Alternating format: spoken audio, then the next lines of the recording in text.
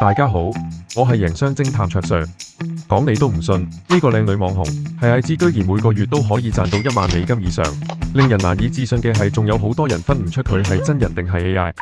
呢條片話你知，借鑑呢啲賬號嘅營運模式，點樣利用 AI 攞到流量同商業結果，特別係面對鏡頭唔自然嘅朋友。首先打開超剪，咁定製數字人，從相冊選擇，揀一條1分鐘以內嘅片，撳下一步，輸入數字人名稱之後撳下一步，我哋返回首頁，撳數字人生成，係數字人嘅列表中揀我的定製，揾翻我哋啱啱拍好嘅片，係文字框輸入想講嘅嘢，揀一個合適嘅配音，就可以複製一個同自己一模一樣嘅數字人，而且仲有好多模板可以選擇。